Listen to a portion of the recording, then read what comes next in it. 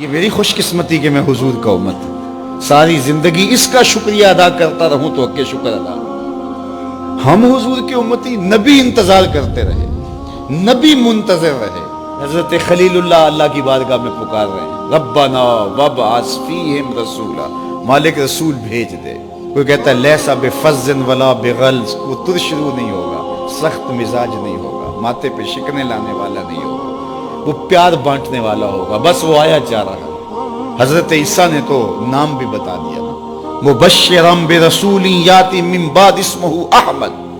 لوگوں میں جا رہا ہوں، چلو نام بھی بتا دیتا ہوں، میرے بعد جو آنے والا اس کا نام احمد ہوگا. نبی انتظار کرتے رہے، 12 نبیوں نے انتظار کیا حضور کی امت میں ہونے کے لیے، تمنا کی. نستورہ راہب انتظار کرتا رہا، بحیرہ راہب انتظار کرتا رہا. شب ہجر کی سختیاں کوئی اس سے جا کے پوچھے، تیری راہ تکتے تکتے جسے صبح ہو گئی. زندگیاں گزار دی انہوں نے. سلمان فارسی کی کہانی سن لو. مجوسی کے بیٹے تھے، حق کی طلب میں نکلے، باپ نے گھر سے نکال دیا. ایک پادری کے پاس جا کے رکے، زندگی بھر اس کی نوکری کی. جب اس کا آخری وقت آیا، اس نے کہا میری تدفین کے بعد غموریا چلے جانا، وہاں کا پادری خدا رسیدہ ہے، تجھے اس سے کچھ مل جائے گا. کہتے میں وہاں سے غموریا آ گیا. پھر اس پادری کی ساری زندگی خدمت کی. جب وہ مرنے لگا تو اس نے کہا کوئی ایسا شخص نہیں ہے جس کے پاس اب میں تجھے بھیجوں، لیکن نبی آخر الزمان کے ظہور کے لمحے آ گئے. تو یہاں سے یثرب چلا جا، وہ اس نبی کی ہجرت گاہ ہوگی. تیری زندگی سنور جائے گی، تو نے بڑی محنت کی ہے، بڑی نوکری کی ہے میری. کہتے میں نے اس کو کہا کہیں ایسا نہ ہو میں دھوکہ کھا جو مجھے کوئی نشانی بتا دے. اس نے کہا 3 نشانیاں ہیں، ایک صدقہ نہیں لے گا، دوسرا ہدیہ رد نہیں کرے گا، تیسرا 2 کندھوں کے درمیان مہر نبوت ہو. کہتے ہیں میں نے اس کی تدفین کی. یثرب کی جانب جاتے ہوئے ایک قافلے میں شامل ہو گیا. انہوں نے مجھے پکڑ کے اپنا غلام بنا لیا، لیکن میرے پہ مہربانی یہ کی کہ مجھے بیچا جا کے مدینے میں. ایک یہودی نے مجھے خرید لیا. میں اس کے باغ میں گوڈی کرتا تھا، کام کرتا تھا، کھجوریں توڑتا تھا، لیکن میں انتظار میں تھا کہ کبھی وہ نبی آخر الزمان آئے تو مجھے دید ہو. کبھی عرش پر، کبھی فرش پر، کبھی ان کے در، کبھی در بدر. غم عاشقی تیرا شکریہ، میں کہاں کہاں سے گزر گیا.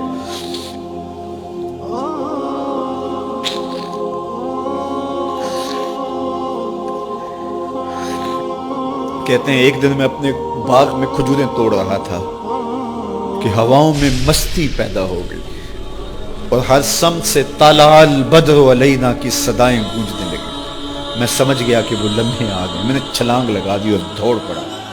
میرے آقا نے سمجھا شاید غلام بھاگ گیا. اس نے دوڑ کے مجھے پکڑ لیا. میں نے اس کو کہا کہ میں نوکر تیرا ہی ہوں، لیکن دل نوکر کسی اور کا ہے. میں بھاگوں گا نہیں، مجھے جانے دے.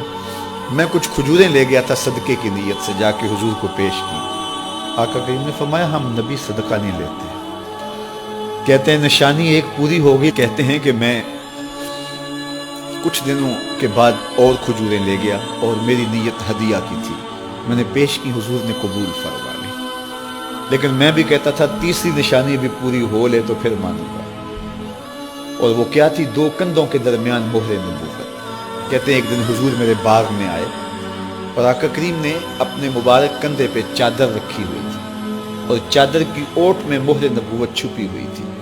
اور میں پیچھے ہو کے دیکھتا تھا اور میری آرزو یہ تھی کہ کوئی تیز جھونکا ہوا کا آئے اور چادر ہٹ جائے اور میں مہر نبوت کی زیارت کر لوں.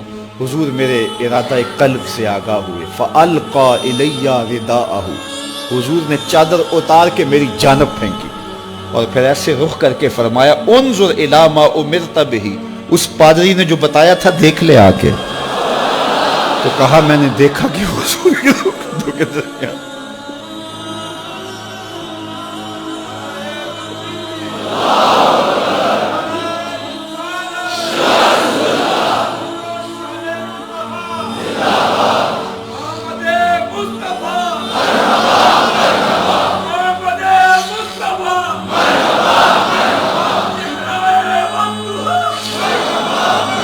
شب ہجر کی سختیاں کوئی اس سے جا کے پوچھے، تیری راہ تکتے تکتے جسے صبح ہو گئی. ہم نے تو کوئی انتظار نہیں کیا نا، ہم نے تو کوئی دکھ نہیں سہا، ہم سوئے تھے مقدر جاگ اٹھے. ہمارے والد مسجد سے مولوی صاحب کو بلا لائے. انہوں نے کان میں آ کے کہا مبارک ہو تو حضور کا نوکر بن کے آ رہا. میرے والد گرامی ایک شعر جھوم کے پڑھا کرتے تھے, محمد جانے جانا ہے پیغمبر ہو تو ایسا ہو, رسولوں کی بشارت سے مبشر ہو تو ایسا ہو, امر توقیر کا سب کو موکر ہو تو ایسا ہو, کیا ہم کو غلام ان کا مقدر ہو تو ایسا ہو. میں اپنے مقدر پہ قربان نہ جاؤں, آپ اپنے مقدر پہ نثار نہ جائیں. ہمیں وہ نبی ملا جو نبیوں کا نبی.